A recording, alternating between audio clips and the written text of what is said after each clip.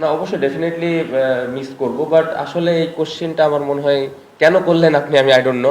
আমরা সবাই জানি যে এই উত্তর অনেক প্লেয়ার দিয়েছে, অবশ্যই আমরা সাকিব ভাইকে মিস করব, থাকলে ভালো হতো। এই কোশ্চেন আপনারা এই উত্তর অনেকবার পেয়েছেন, সো আমার মনে হয় না যে একটা এত বড় টুর্নামেন্টে যাওয়ার আগে আবার এই প্রসঙ্গে কথাটা বলাটা যৌক্তিক হবে। বাট ওই ম্যাচটা পার্টিকুলারলি যদি আপনি বলেন, ব্রিলিয়ান্ট ব্যাটিং করেছেন। আমার মনে হয় ওই ইনিংসটা খুবই ইম্পর্টেন্ট ছিল, অবশ্যই ওই ইনিংসটা আমাদের টিমকে জেতার জন্য অনেক হেল্প করেছে।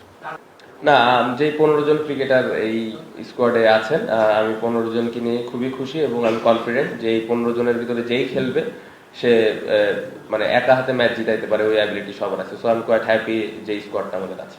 তো অবশ্যই এটাই খুব ইম্পর্টেন্ট। আমার মনে হয় যে স্পেশালি মিডল ওভারে যদি আমরা উইকেট নিতে পারি, স্পেশালি স্পিনার যেই খেলবেন, উইকেট যদি আমরা বের করতে পারি, অবশ্যই টিমের জন্য খুব ভালো। এবং আমি বিশ্বাস করি যে তাদের মধ্যে ওই অ্যাবিলিটিটুকু আছে।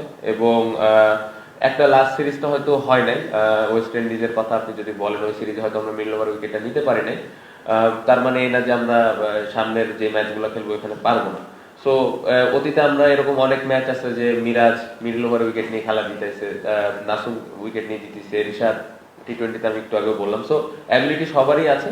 ওই দিনে যে দায়িত্বটা পাবেন এবং ওই দিনটা ওর করে নেওয়াটা খুব ইম্পর্টেন্ট, এবং টিমের জন্য আমি কতটুকু দিতে পারছি এটা ইম্পর্টেন্ট। তো আমি বিশ্বাস করছি তারা একবার ভালো কিছু করবে।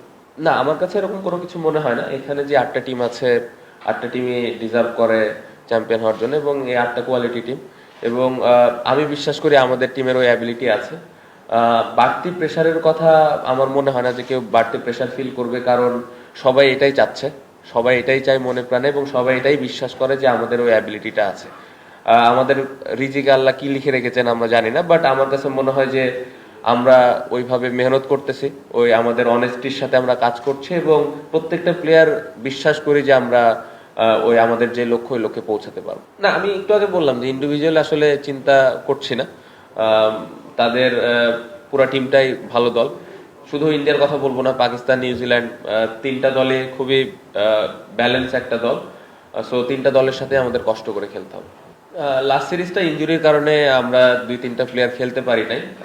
এই এই সুযোগে যেটা হয়েছে, জাকির আলী অনেক ব্রিলিয়ান্ট একটা সিরিজ গেছে ওর। রিয়াদ ভাই তো ভালো করছেন, মিরাজ নাম্বার 4-এ ভালো ব্যাটিং করছেন। সো আমরা আসলে বুঝতে পেরেছি আসলে কোন জায়গায় কাকে ফিট করা যাবে এবং কার কতটুকু, কে কতটুকু ভালো অবস্থানে আছে। সো এই ইনজুরিটাও একটু আমাদের টিমের জন্য ভালো হয়েছে যে সবাইকে একটু দেখার সুযোগ হয়েছে। বাট আমরা ব্যাটিং অর্ডার নিয়ে মোটামুটি ক্লিয়ার আছি, কে কোথায় ব্যাটিং করবে, কে কখন ব্যাটিং এ নামবে এবং কার কি